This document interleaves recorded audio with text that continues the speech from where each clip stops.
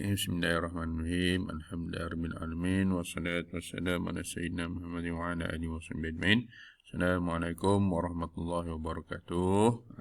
Alhamdulillah hari ini kita dapat bertemu lagi dalam kelas PDPR pendawaian elektrik. Okey, pada hari ini kita akan membincangkan tajuk 2.2 spesifikasi motor elektrik. Okey. Dan juga dua spesifikasi motor elektrik pada muka surat 7. Okey, dan juga 2.3 plat perincian motor elektrik. Okey, pada muka surat 7, 8, 9 dan 10.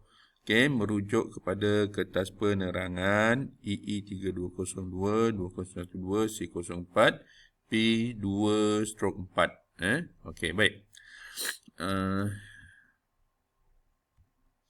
Okey, tengok objektif pembelajaran. Pada akhir pembelajaran ini, murid akan dapat yang pertama menyatakan sekurang-kurangnya satu spesifikasi bagi sebuah motor elektrik. Okey, yang kedua menjelaskan sekurang-kurangnya dua dari 12 spesifikasi sebuah motor elektrik. Okey, baik.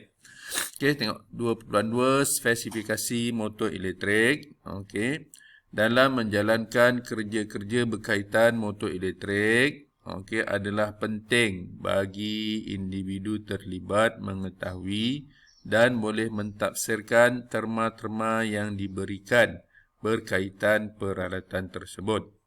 Okey, bagi motor elektrik, kebiasaannya terdapat sekeping plat logam yang diletakkan pada bahagian motor ataupun pada bahagian badan rangka ataupun frame yang dikenali sebagai plat nama motor. Okey, kalau kita tengok dekat motor ni, nampak ni. Yang ni. Dekat luar ni, dekat bahagian badan motor ni, yang ini yang dikenali sebagai plat nama motor. Okey. Baik. Plat nama motor mengandungi data ciri-ciri elektrik bagi menjadi rujukan kepada pekerja, typing error, pekerja yang terlibat dengan kerja-kerja pemasangan motor elektrik. Spesifikasi data tersebut sangat penting dalam kerja-kerja pemasangan bagi menentukan saiz conduit, wire dan jenis perlindungan yang sesuai untuk diaplikasikan. Okey. Baik, 2.3 plat nama motor. Okey, plat nama motor mengandungi maklumat dan data spesifikasi sesebuah motor elektrik tersebut. Daripada maklumat ini, juruteknik akan dapat menentukan saiz conduit, wayar dan jenis perlindungan yang patut dipasang pada motor tersebut. Data-data reka bentuk dan perlakuan, yakni performance yang terdapat pada plat tersebut adalah penting untuk kerja-kerja penyelenggaraan. Okey, antara data-data yang terdapat pada plat nama motor ialah yang pertama nombor model, yang kedua frame ataupun rangka ataupun size frame, yang ketiga service factor. Okey, yang keempat ampere, yang kelima volts, yang keenam kelas insulation ataupun kelas penebatan, yang ketujuh hertz, yang kedelapan duty cycle ataupun time rating. Okey, yang kesembilan phase ataupun fasa elektrik, yang sama ada single phase ataupun three phase, yang ke-10 kVA, 11 efisiensi, 12 noise ataupun dB, dia punya kebisingan, dan juga yang ke-13 ialah manufacturer note ataupun nota pembuat. Baik, kita pergi seterusnya. Okey, baik, ini ialah contoh. Ini ialah contoh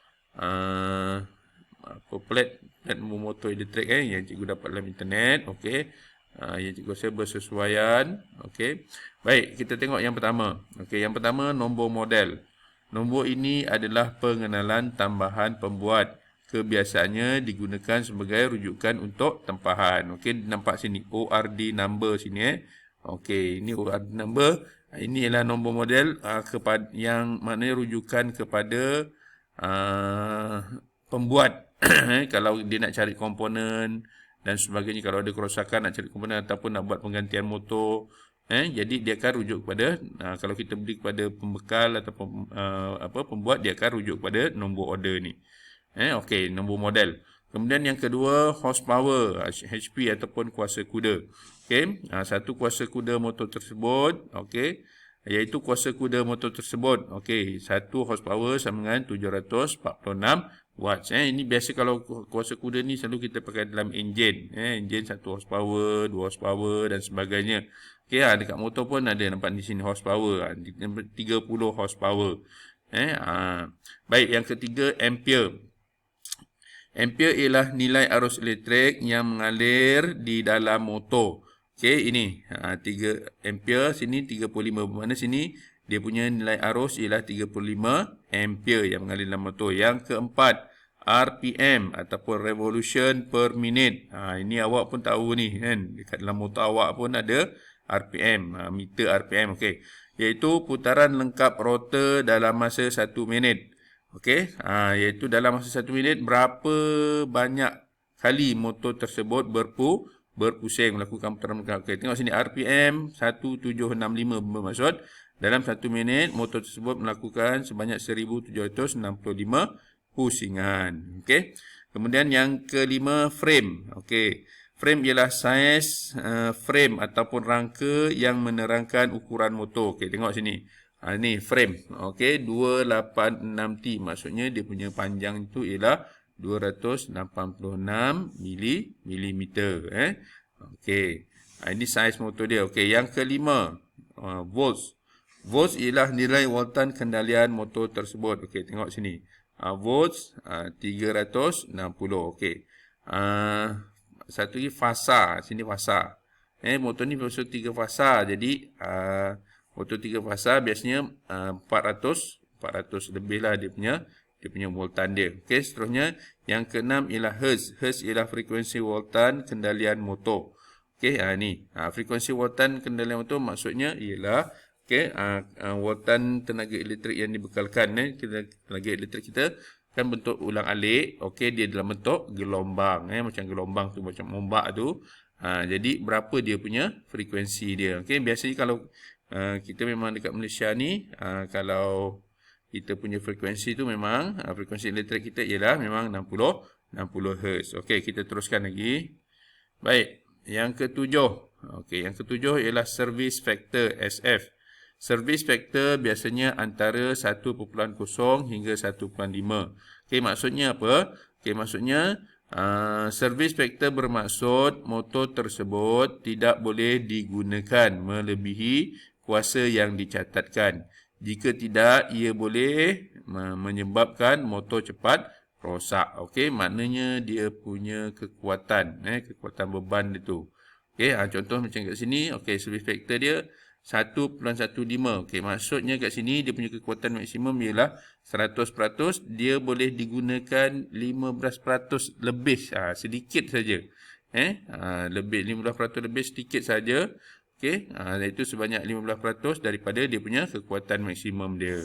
Kalau kita guna lebih, motor tu mungkin boleh menyebabkan motor cepat rosak. Dia maknanya maksimum di antara 1.0 tu dia punya keupayaan 100% lah. Okey, sehingga 1.5. Okey, 1.5 tu maksudnya kita boleh guna dia punya tu lebih 50% saja. Macam sini 1.15 lebih 15% saja. Okey. Baik. Okey, nombor 8, duty cycle. Okey, ataupun time. Okey.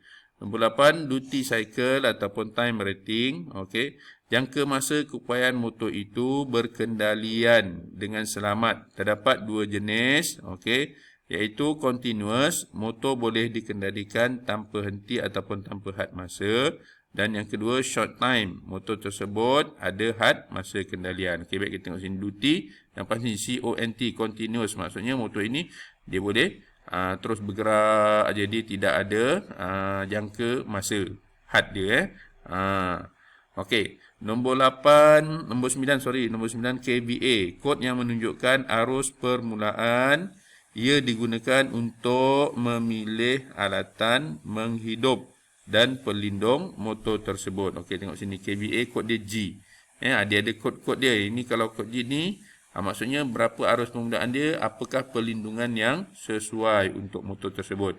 Okey, nombor 10 efisiensi. Efisiensinya ialah keupayaan motor tersebut dalam nilai peratusan. Okey, kalau kita tengok sini nampak ni, atas ni bagi high efficiency. Okey, berapa dia punya efisiensi ataupun kecekapan motor dia? Tengok kat sini.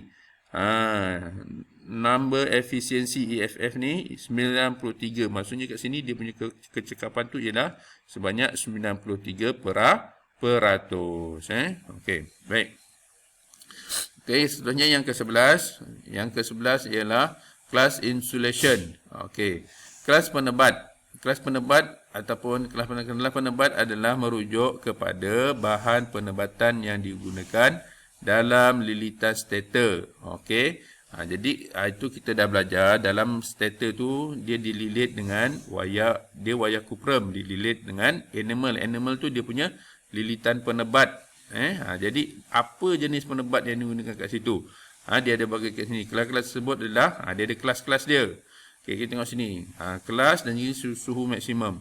Okey, kelas Y. Okey, suhu maksimum dia 90 darjah Celsius. Kelas A 105 darjah Celsius. Kelas E 120 darjah Celsius. Kelas B 130 darjah Celsius. Kelas F 155 darjah Celsius. Kelas H 180 darjah Celsius. Kelas C lebih 180 darjah Celsius.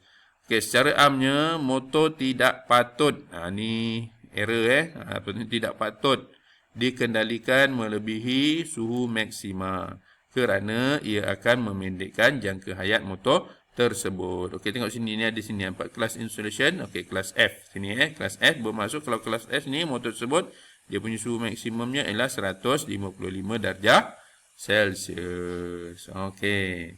Jadi, itulah sebahagian daripada plat number motor yang diletakkan di bahagian luar. Ni di bahagian luar ni.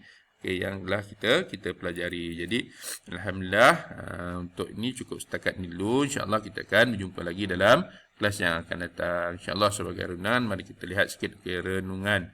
Seorang Muslim yang paling baik ialah mereka yang banyak memberi manfaat kepada orang lain. Selamat belajar. Sekian. Assalamualaikum warahmatullahi wabarakatuh.